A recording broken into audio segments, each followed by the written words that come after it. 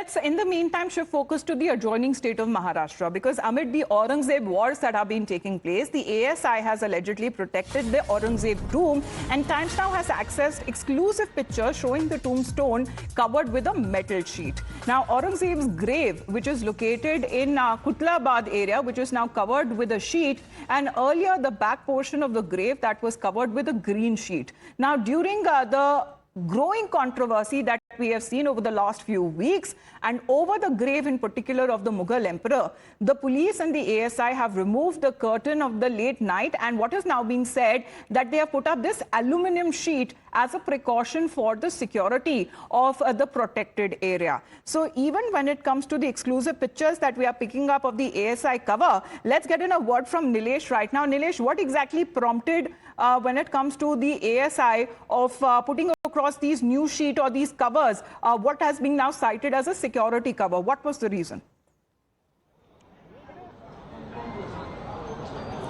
Whereas, Amita, this action by the ASI is something that is was long expected, given perspective that how the Aurangzeb tomb issue has been resonating in the Maharashtra Vidhan Bhavan, and a few days back we saw how people and various Hindutva organizations also took to streets, protested against the Aurangzeb tomb's presence into the state of Maharashtra. Now ASI taking a precautionary measure has taken these steps of shielding the tomb of Aurangzeb, the area which is protected by ASI for long years now.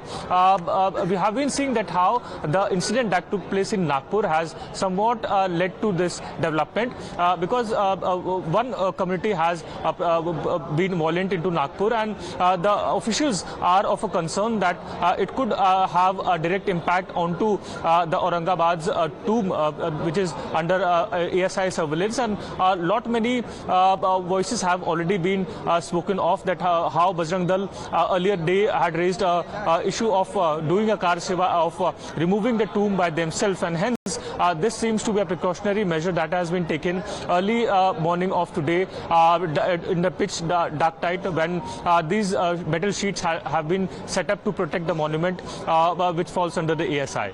All right. So even when it comes to the area that has now been given an extra, when it comes to the security cover, there on your screens, the before and after pictures clearly talk about the difference there, especially when it comes to the area where Aurangzeb's grave or this tomb that is now located. There you can see when it comes to the before pictures, this is the same area, and Aurangzeb, Alamgir, and a green sheet that covered the area before. This is how, when it comes to the tomb that looked before the controversy that broke out, and of course when it comes to the violence that was also seen in Nagpur, and this is when it comes to the latest pictures, the first pictures on Times Now. Now you can see when it comes to the area where the tomb is located, it is now covered with this white aluminum sheet. This is for extra security cover that has now been given as a precaution for its security now. So even when it comes to the growing controversy over the grave of the Mughal Emperor, the police and the ASI removed the curtain of late night, and this is when it comes to the before pictures, and this is now when it comes to the current pictures of how the situation of the area or where Aurangzeb's tomb or grave is located. This is currently how it looks with this aluminum sheet that has now been installed for extra security cover. Let's in the meantime talk about when it comes to the issue that is also being given with regards to what happened in Nagpur, because with multiple FIRs that have now been filed, and also when it comes to the arrest over 80 of them, individuals who have now been placed under arrest. Now, this is a development that has now taken into light as far as when it comes to Fahim Khan. He is said to be the main perpetrator who had instigated the crowd as far as the mob violence that was reported. So during this, when it comes to the Nagpur violence, the police has now zeroed in over 80 arrests that has now been made, including that of this individual identified as Fahim Khan, who is of a political outfit called the Minority Democratic Party. He's been named in the FIR and is suspected to be the alleged plotter or the instigator. And the man has also been arrested with the FIR against him, alleges that he illegally gathered a crowd despite police warnings. Now, a video that has also surfaced of him apparently apparently addressing his supporters and the media personnel outside the police station. And before I tell you exactly what are the charges that have now been leveled against this individual, this political leader who is now under the police lens, and how he engages in instigation even against the police personnel, is something that is now being investigated. Police वालों ने लाठीचार्ज सिर्फ एक पक्ष के ऊपर किया। आज यहाँ पे हमारे को जो है डीसीपी और एसीपी साहब ने जो है आश्वासन दिया कि, और वो हमेशा आश्वासन वाला लॉलीपॉप मिलता है हमारे को, जिसको हम बोलते हैं। अभी हमने वही बात की है कि आप कल बुलाओगे, उसको एक नोटिस देंगे और 2 घंटे के बाद में उसको सलाम दुआ कर देंगे, फिर उसकी डेयरिंग बढ़ जाएंगी और फिर यही काम करेगा। अल्हम्दुलिल्लाह ये कौम जो है अपने हक के लिए खुद आवाज उठा लेंगी। What role exactly did this Fahim Khan play, and what are the charges that have now been leveled as per the FIR? Let's go to them one by one. One of the charges that say that he illegally gathered around 50 to 60 people, and despite police warning, he continued to gather more and more crowd. Fahim Khan was the one who spearheaded when it comes to collecting the crowd and spreading false rumors, and that is probably when it comes to escalation of the situation that went out of control, and the mob then started to shout slogans. They were engaged in incitement, and the mob then had weapons as well. They were armed. They brandished axes. They also had stones with them. They had sticks with them. And these are the details that are now being mentioned in the FIR. Now, this is one of the many FIRs that have now been registered in the case with regards to Nagpur violence. And of course, when it comes to the women police officials as well, how they were harassed, how there were obscene gestures and lewd remarks that were also made on them and against them, that is also taken up and being notified in one of the FIRs. Now, with more and more skeletons that seems to be tumbling out, revealing how the murderous mob not only attacked the police personnel with dangerous weapons such as knives and swords and axes and stones, but they preyed on the women police officials as well. Times now accessing one of the many FIRs that has been registered in the Nagpur violence case, which details how the rioters sexually harassed a female officer from the riot control police. She was on duty. The complainant, who is also a cop, alleged that the mob tried to disrobe a lady police officer's clothes, and she was trying to control the situation. She was doing her duty. Allegedly, she was touched inappropriately. There were obscene remarks. They were made, lewd gestures that were made. Let's break down the details exactly that come exactly from this FIR.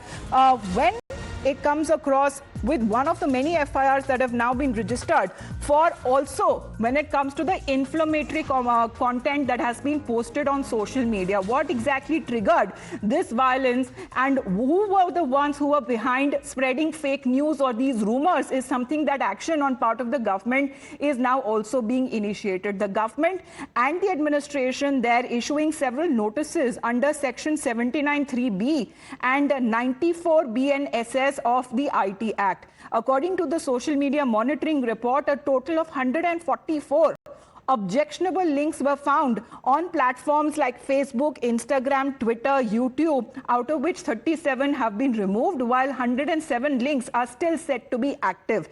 Let's get in a word from Nilesh on this. Nilesh, how this entire conspiracy, if we can call it, worked out in such a way that there were rumors, not just amongst people, but even when it comes to social media, and social media being accessible to a large population is something that probably would have triggered such kind of a mob violence that went out of control. What is the role of social media in spreading rumors that the police is now investigating in this case? Well, yes, absolutely, and that is a crucial point that police officials are currently investigating, and not just Nagpur Police Division, not just ATS, but even Maharashtra Cyber Cell is also working on that aspect. And as of now, that we have been learning from the top cops of the Maharashtra Cyber Cell, we reported that yesterday, by yesterday, 800 social media posts had been identified and deleted.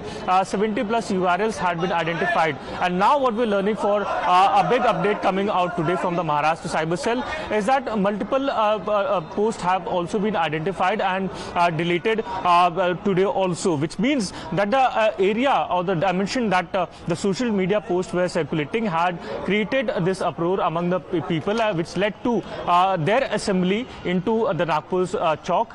and which afterwards resulted into this massive violence, burning down various shops, vehicles, and also damaging properties, hurting police officials from the Nagpur division. Thus, it is of a grave concern for the authorities to regulate this issue, that the spread of mismessage or miscommunication that the CM himself has also conveyed, that it is being portrayed that certain religious text was written onto and using social media platforms, and multiple of them, especially when it comes to spreading fake news or rumors that were spread, is also one of the other angles that the police is investigating on multiple social media platforms. Nilesh, for the moment, thank you very much for joining in. We'll be back after a very short break. You're watching Times Now.